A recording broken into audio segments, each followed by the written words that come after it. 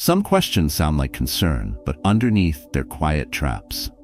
They aren't asking to understand you. They're asking to pull you back into a version of yourself that was easier for others to use, predict, and benefit from. As you grow older, you don't just carry wrinkles, you carry something far more powerful, the right to stay silent without explanation. Still, people will ask, why have you changed? What are you going to do now? Don't you feel lonely? Aren't you leaving something for your kids? These aren't harmless curiosities. They're subtle ways of testing whether you're still living on other people's terms. This video isn't here to help you fight back with clever words. It's here to remind you that you no longer owe anyone a response. Because with age comes clarity, and with clarity comes the understanding that silence, used wisely, is a form of power. And like all power, it must be practiced. So don't just listen once, repeat daily. Let this message sink beneath the noise. Train your first thought before the world rushes in. Choose your peace before someone else chooses your reaction. Every question you refuse to answer becomes a quiet declaration. I belong to myself now. If you're in the season of reclaiming your boundaries, protecting your energy, and living on your own time, then this space is for you. Hit subscribe to stay grounded in that path. And in the comments, share the one question you've stopped answering. The one that taught you silence speaks loudest. And if someone you love still feels guilty for choosing themselves, share this with them too. They may need it more than you think. 1. Why have you changed so much? Have you ever noticed that when you finally start living in alignment with yourself, people who once found you convenient suddenly call you distant, different, or not the same anymore? It's not your change that unsettles them. It's the fact that they've lost access to the version of you that was always agreeable, always accommodating, always available on demand. And now that you're choosing peace over performance, solitude over social pressure, and inner truth over outer approval, their discomfort grows. It's important to realize their confusion isn't about you. It's about their fading control. I remember a man named Walter, a quiet neighbor, mid-70s, who once confessed that for most of his life he lived by reflex. If someone needed a favor, he said yes. If there was a family gathering, he showed up early, stayed late, and helped clean up. He was dependable. He was praised for being reliable. But beneath that identity was a man slowly erasing himself. He told me that one day, without any major event or breakdown, he simply stopped. Not to prove a point, not to rebel, just to breathe.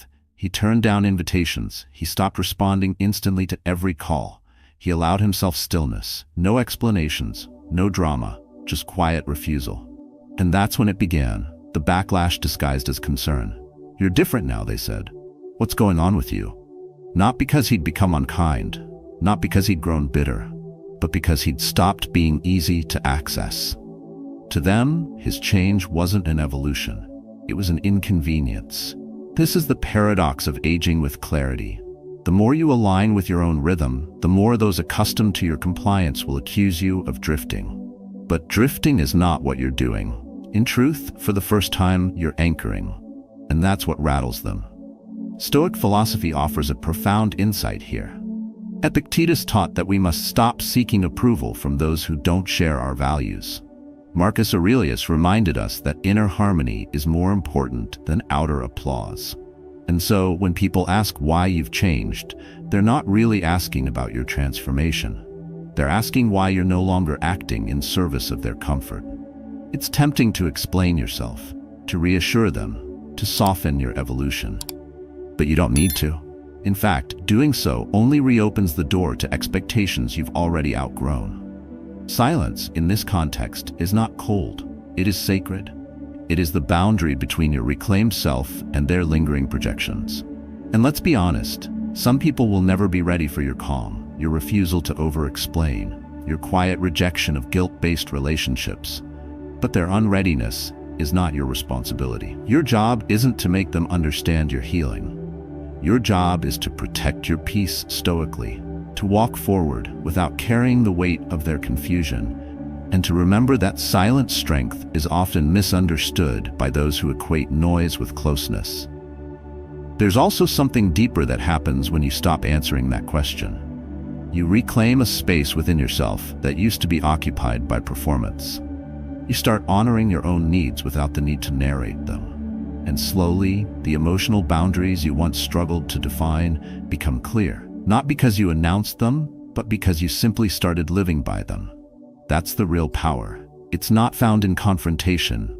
It's found in consistency. In choosing not to argue about your worth, your direction, or your new way of existing. So when someone leans in and says, "Why have you changed so much?" Pause. Notice how that question makes you feel. Not defensive, but aware. Aware that you've evolved beyond needing to convince anyone that your piece is valid. Aware that some questions don't deserve answers, not because you're hiding, but because you finally stopped needing permission to be yourself. And that, in many ways, is the final form of freedom.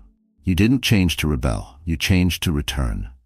To come home to the version of you that was buried under decades of expectation. And now that you're back, you don't owe anyone an explanation. Let your calm speak for you. Let your boundaries carry the message. Let your quiet life stand as your greatest argument. Not with bitterness, not with regret, but with clarity. Because clarity never shouts. It doesn't need to. It simply stands still and shines. 2. So what are you going to do with your life now? It was a quiet dinner, nothing out of the ordinary, just 3 generations gathered around a long wooden table, sharing stories and roasted vegetables. Raymond, a retired postmaster in his late 60s, had spent the evening mostly listening. He'd never been the loudest in the room. But when someone casually leaned in, Fork paused midair and asked, "So what are you going to do with your life now?" The entire table fell silent. Raymond smiled, slow and steady, then said calmly, "I'm planning to do nothing." That moment hit harder than expected, not because his answer was shocking, but because it was unapologetic. No long explanation, no nervous laughter, just peace. The silence that followed wasn't about disagreement, it was about disorientation. People aren't used to hearing a man say he no longer needs to prove his value through projects, plans, or purpose-driven pursuits. Especially not a man who once lived by the clock, whose worth was once measured by how many people relied on him. But now Raymond had redefined success. It wasn't about productivity anymore. It was about peace. And peace doesn't need a calendar. This question, what are you going to do with your life now, is one of the most deceptive inquiries you'll face in your senior years. It sounds casual, even supportive, but often it carries an undercurrent of pressure. The pressure to stay useful, visible, and relevant. The pressure to maintain a storyline that makes sense to others. But your life is not a performance. It's not a resume. You don't need to provide bullet points to prove your worth. You are not a business plan waiting for feedback. You are a human being entering the most spacious, reflective, and potentially liberating chapter of life. The Stoics never told us to chase public approval. They told us to align our actions with our inner compass.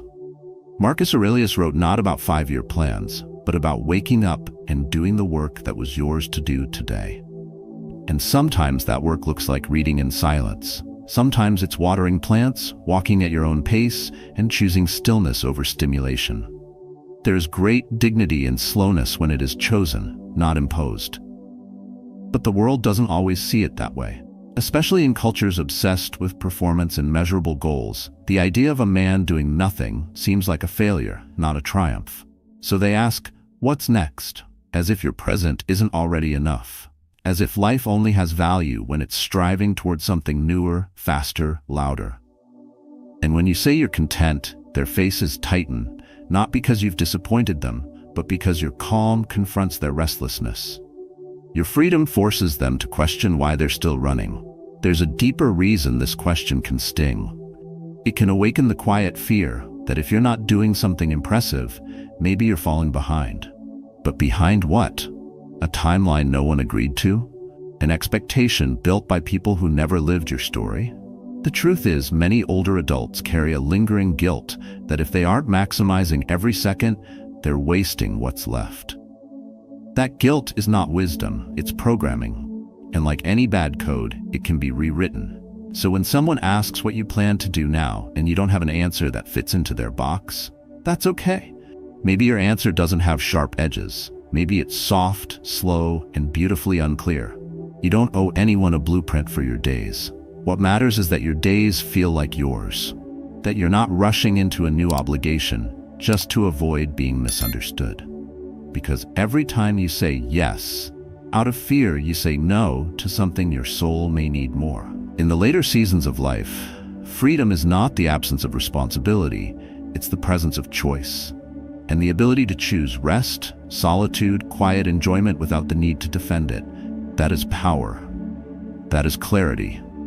That is the kind of emotional boundary most men are never taught to honor. If you're at that point where your to-do list has grown shorter, where the urgency is fading, and you're learning to simply be, don't let anyone pull you back into a race you never signed up for. Don't let the echo of expectation drown out the beauty of your current rhythm. There is no prize for staying busy, but there is deep reward in being grounded, steady, and self-owned. The next time they ask what you're going to do with your life now, smile like Raymond. Offer no defense. Maybe you'll say nothing, or maybe you'll say everything that matters to me. And if they don't understand, let your peace explain it for you. Because purpose in this chapter is not what impresses others. It's what restores you. 3. Don't you feel lonely living like that?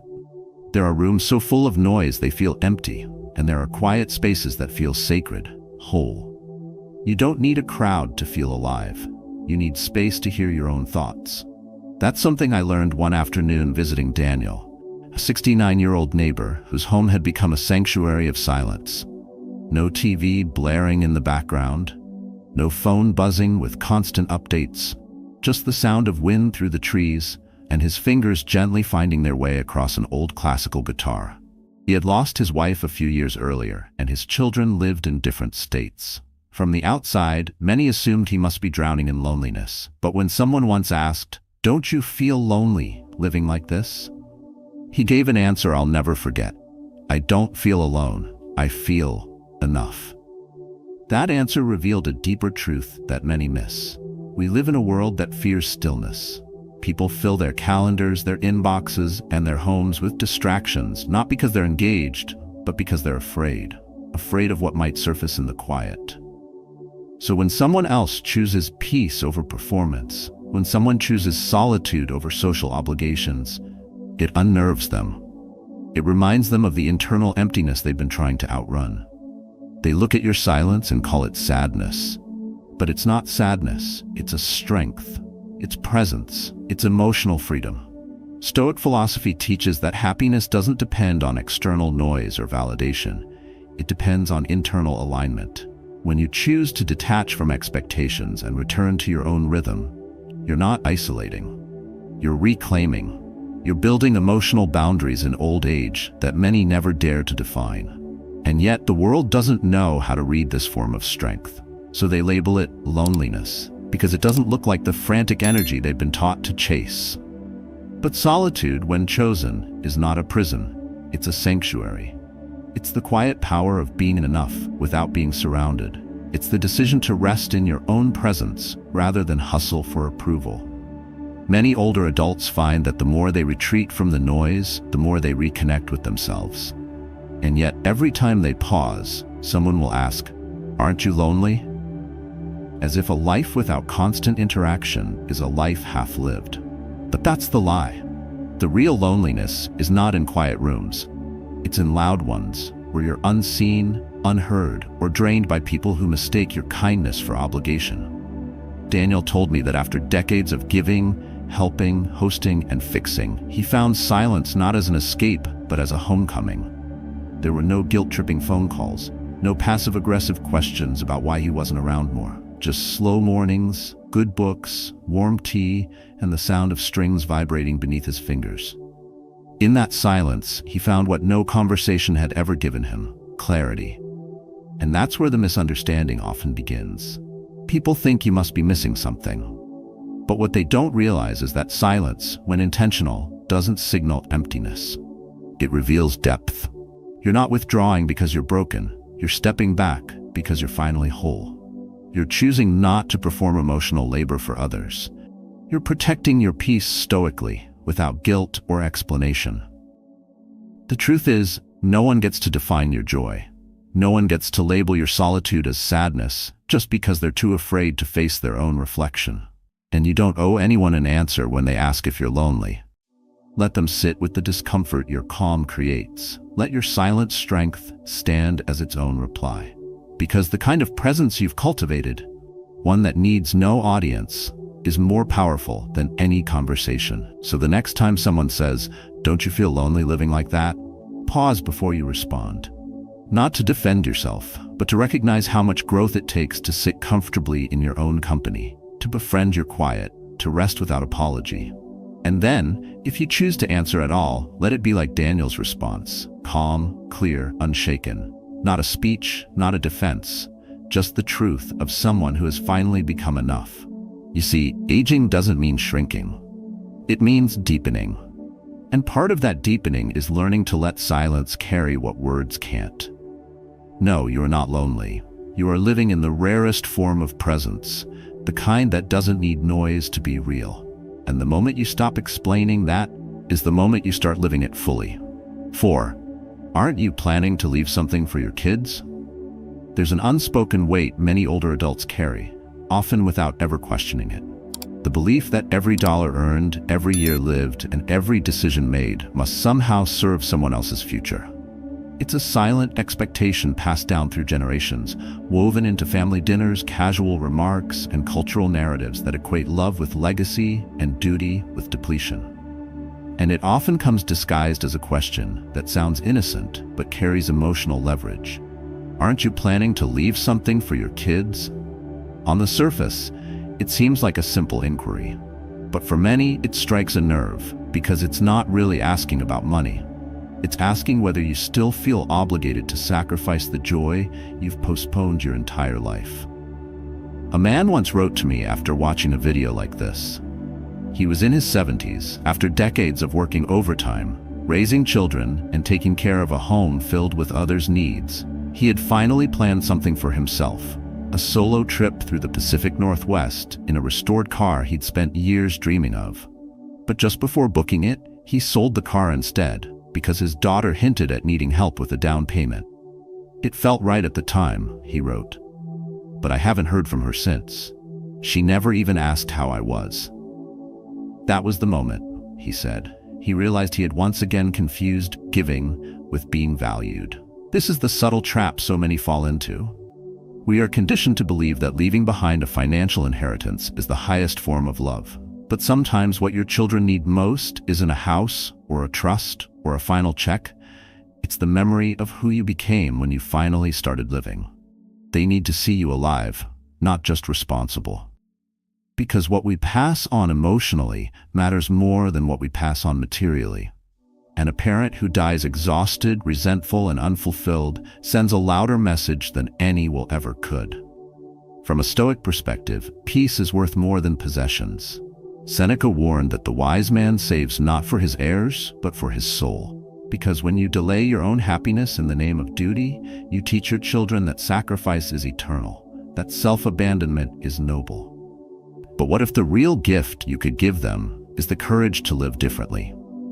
To see their father or mother choose joy in the final chapters, not simply endure them. To see you protect your peace stoically, not silently surrender to expectation. This isn't a rejection of generosity. It's a reordering of priorities. You've already given. You worked. You stayed. You carried the emotional and financial load far longer than most ever acknowledged. If someone still demands more, it's not love. It's entitlement. And love, true love, doesn't need to be bought or proved. It just needs to be lived. It's important to ask, at what point does providing become a prison? At what point does legacy become leverage? Because if you're shrinking your life, canceling travel, suppressing dreams, silencing your desires, just to preserve an image of the good parent, you're not living. You're performing. And that's not fair. Not to you, and not to the years you've survived to reach this point. There's also a quiet fear beneath the question. The fear is that if you don't leave something behind, you'll be forgotten. But memory is not tied to money. It's tied to how you made people feel. It's tied to how fully you lived. And when your children remember you, they won't remember the number in the bank account.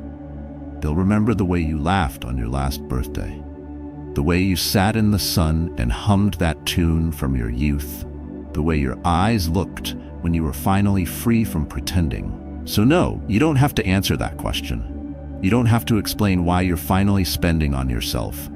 You don't need to justify your joy.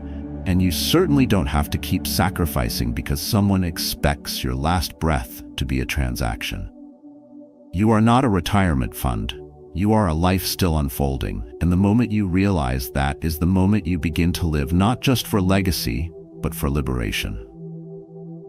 If you choose to leave something, let it be a life well lived. Let it be an example of self-worth in retirement, of aging with dignity, of refusing to be guilt-tripped into disappearing. Because when they ask, what will you leave behind? Your answer, even in silence, should be this: I left behind everything I wasn't and finally became everything I am. 5. What do you spend your money on? There's a strange moment that happens when you start spending money on yourself in your later years.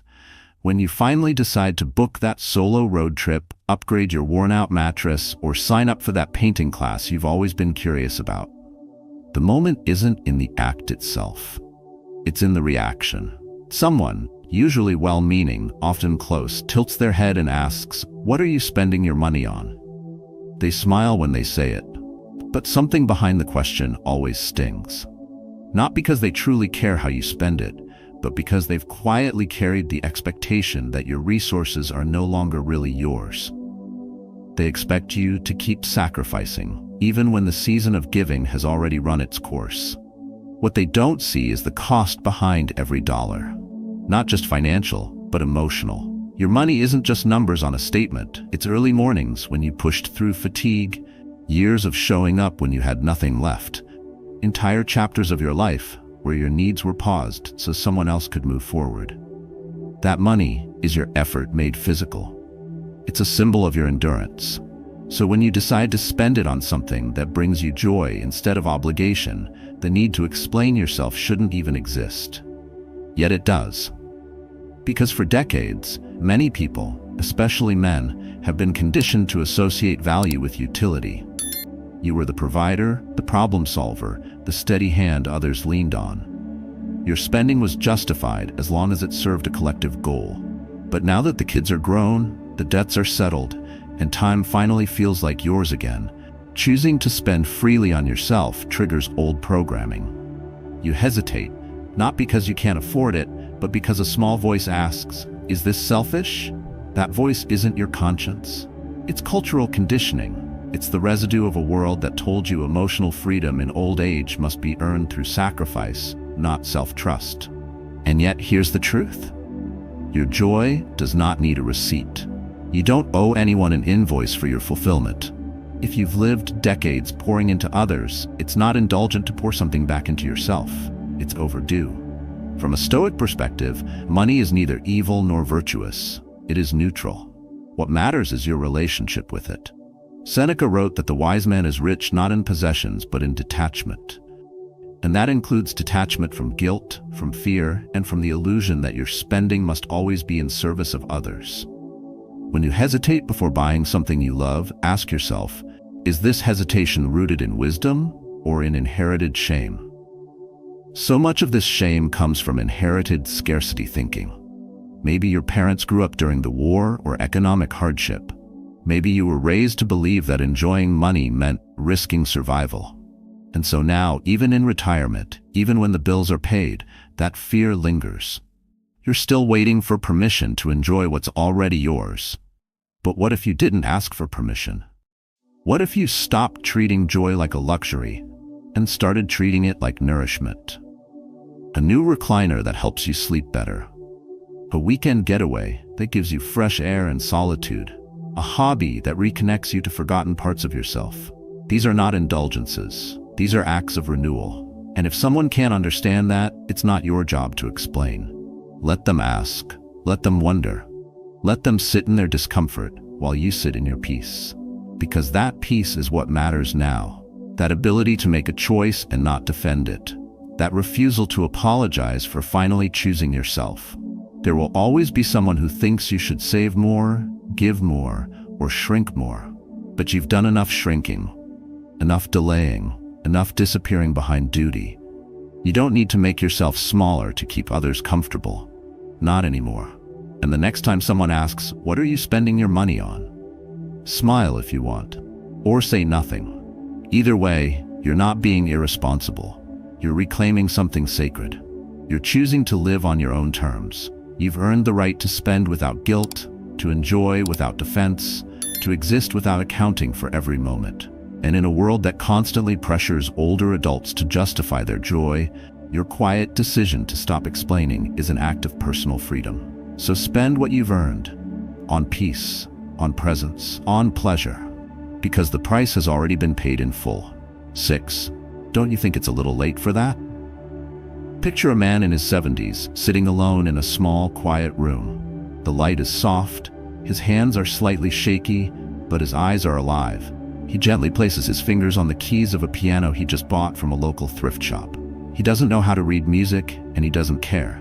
He plays one note, then another. Each sound feels like a step back toward something he lost along the way. Then, from another room, or perhaps from within himself, a familiar voice interrupts. "At your age? Isn't it a little late to start that?" The tone isn't cruel, just casually dismissive. But behind it lies the same old doubt, that time determines worth and age erases permission. The saddest part is that voice often doesn't come from others, it comes from within. From years of conditioning that told you dreams have deadlines, that if it didn't happen by 40 or 50, it wasn't meant to be. And so, many people abandon ideas that used to make them feel alive, not because those ideas were foolish, but because they believed they were no longer allowed to begin. This belief, that it's too late, is not a truth. It's a lie told by fear, dressed up as practicality. You've probably felt it, that flicker of desire to start something new, to return to an old love, to explore a part of yourself that never had room to grow. But just as you begin to entertain it, your mind slams the brakes. "Who are you kidding?" it whispers. "You should have done that years ago." And with that, the idea dies. Not because it wasn't real, but because you believed your time had passed. But let's challenge that. Let's bring Stoic clarity into this space. Seneca wrote, "It's not that we have a short time to live, but that we waste much of it." Time, by itself, is not your enemy. The real enemy is the hesitation that convinces you to wait longer, to ask for approval, to fear being seen trying. And yet, trying is not the enemy either. Trying is evidence that you're still here, still alive, still becoming. There is nothing more powerful than someone choosing to begin, not to impress, not to succeed by anyone else's definition, but to feel alive again. I remember a man named Charles, a retired mechanic in his late 60s, widowed, living alone. He had talked for years about wanting to learn the piano. Every time he mentioned it, someone would chuckle, not cruelly, but condescendingly. "What now?" That small laugh became a wall. For years he didn't touch a single key. Then, after his wife passed, something in him shifted. One day, quietly, he bought a used keyboard. No announcement, no audience. He taught himself notes using YouTube. 6 months later, he played Moon River at a small community potluck. It wasn't perfect, but it was beautiful.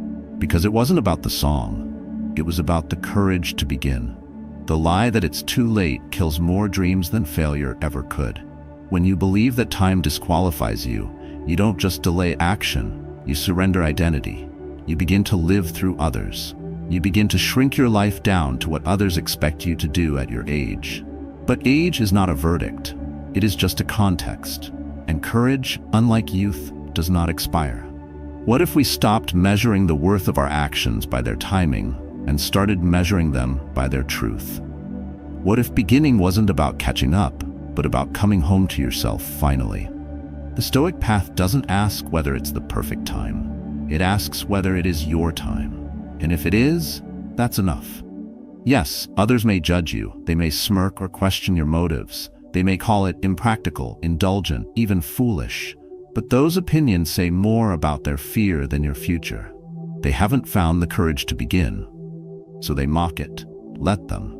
Because while they're stuck defending their limitations, you are quietly reclaiming your possibilities. And if the voice of doubt rises again, and it will, remind yourself of this. Late is only real if you believe life ends the moment you stop becoming. But as long as you are breathing, you are becoming. And that is all the permission you need. So the next time someone says, "Don't you think it's a little late for that?" Don't defend. Don't explain. Smile, gently. Then turn back to your piano, your paintbrush, your trail map, your dream. Because it's not too late. It never was. The truth is, it's finally just yours. 7. Why don't you come around more often? It usually starts as a soft question, wrapped in warmth. Why don't you come around more often? But behind those words, there's often a tension that goes unspoken. It sounds like care, but it can feel like a quiet demand. You may have heard it from a friend, a sibling, a grown child, or even an old neighbor you used to see weekly. And at first you may feel the need to apologize, to explain, to reassure them that you're not pulling away, that everything's okay. But somewhere deep down, you also know that things have changed, not because something broke, but because something in you finally realigned. You used to show up for everything, the birthdays, the errands, the last-minute favors. You were always available, reliable, and expected, on call. That's who you were for years, maybe even decades. But then one day, you started to choose different things. A quiet morning with coffee and a book, instead of rushing to a brunch that drained you. A solitary walk rather than another group text thread full of small talk. You started turning your phone off more often, not to escape anyone, but to return to yourself. And that's when the question arrived. Why don't we see you anymore? Sometimes spoken sweetly, sometimes laced with guilt, but always it carries a deeper message. Your absence is being noticed, and not necessarily in a way that feels accepting. What they may not realize is that your absence isn't a withdrawal. It's a boundary. And boundaries, especially when first drawn, can feel like rejection to those who've grown accustomed to your constant presence. This is the shift that often happens in later life. After years of overextension, something clicks. You begin to crave not just rest, but restoration. You no longer want to be everywhere at once. You no longer feel obligated to explain your solitude. You've learned, through pain or exhaustion or clarity, that your presence is not an automatic promise. It is a gift. One you get to give on your own terms. The Stoics spoke clearly about this. Marcus Aurelius reminded us that if someone is disturbed by our choices, it is their disturbance, not our duty to soothe. Epictetus taught that we must protect our peace, not through reaction, but through discipline. So when someone asks why you're not showing up like you used to, the answer doesn't need to be verbal. It can be felt in your calm, your clarity, your quiet refusal to let guilt pull you back into rhythms that no longer serve your well-being. What they don't see is what it took for you to step away. The internal friction of breaking free from decades of saying yes before you even heard the full request. The deep tiredness that comes from being emotionally available to everyone but yourself. The silent cost of constantly being the one who's always there. And now, finally, you've chosen to be there for yourself. To guard your peace stoically, not selfishly. To reclaim your weekends, your mental clarity, without apology. Still, even with all this awareness, the question can sting. Because part of you might wonder if you're doing something wrong. If distance means disconnection. But here's the truth. Absence is not abandonment.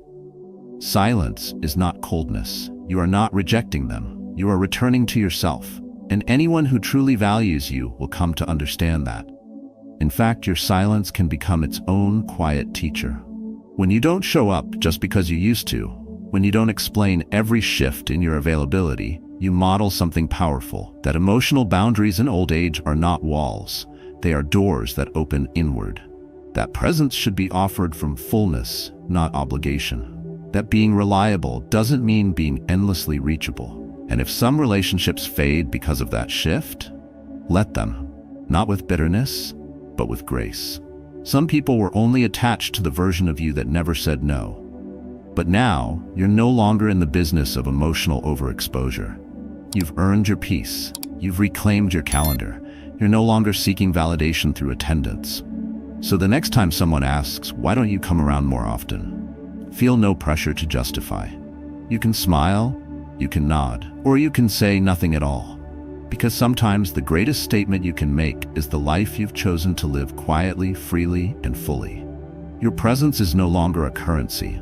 It is a conscious act.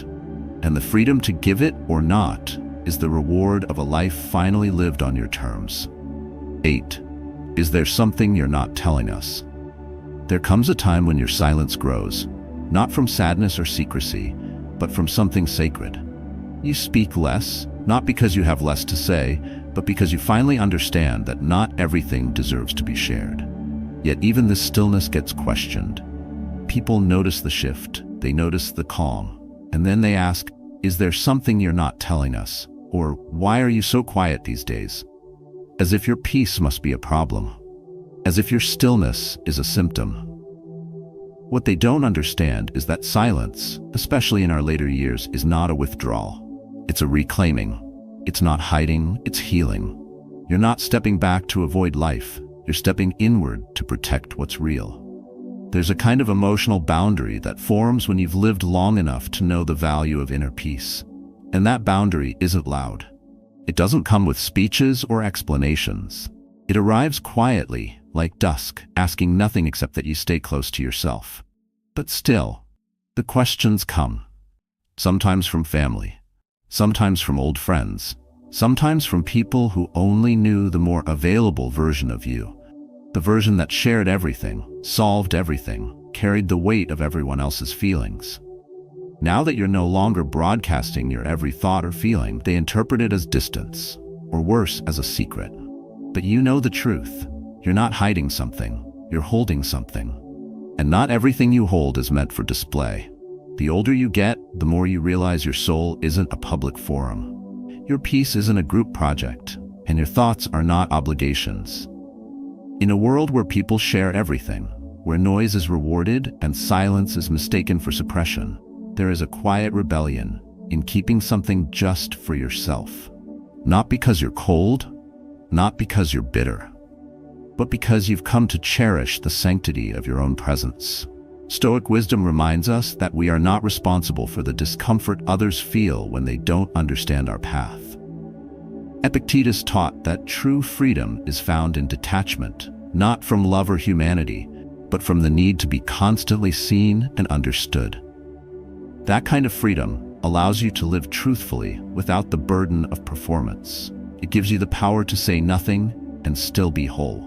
And when others press for answers, when they interpret your silence as a sign of something wrong, it's not your job to reassure them. Let them sit with that discomfort. Let them feel the stillness they've forgotten how to hold. It's easy to forget that not every story is meant to be told out loud. Some things are too personal, too raw, too sacred for casual curiosity. Some experiences shape us so deeply that to share them prematurely would be to diminish them. You're allowed to keep those experiences locked away, not as secrets, but as sanctuaries. You don't owe anyone a window into your grief, your joy, your reflections, or your quiet growth. And you certainly don't owe them proof that you're okay.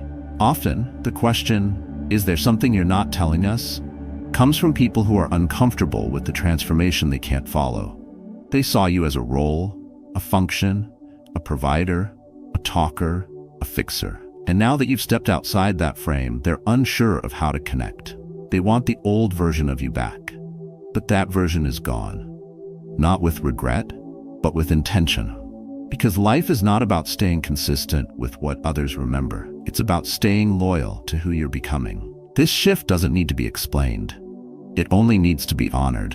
And the best way to honor it is to let your silence stand. To protect your emotional boundaries in old age. To resist the pull to overshare, over-explain, or overcompensate. Because the truth is, you are allowed to keep things. You are allowed to hold space just for yourself. You are allowed to be unbothered, unburdened, and unapologetically quiet. So when they ask again, when their voices carry concern that feels like interrogation, you don't have to reply. You don't have to defend your silence. You don't have to reveal anything to feel seen. Just breathe. Just live. Let your stillness speak for you. Let your presence, even when silent, be enough. Because it is. And maybe, just maybe, they'll come to understand that your quiet is not a sign of something missing. It's a sign of something deeply rooted. Something is finally safe. Something that no longer needs to be explained. In the later chapters of life, your silence is no longer a pause, it's a power. The questions others ask, though they may sound harmless, often carry subtle expectations, guilt, or control. But you are not obligated to answer every curiosity that crosses your path. You've earned the right to protect your peace stoically, to guard your emotional boundaries, and to choose quiet over explanation. Aging with dignity means choosing how and with whom you share your energy.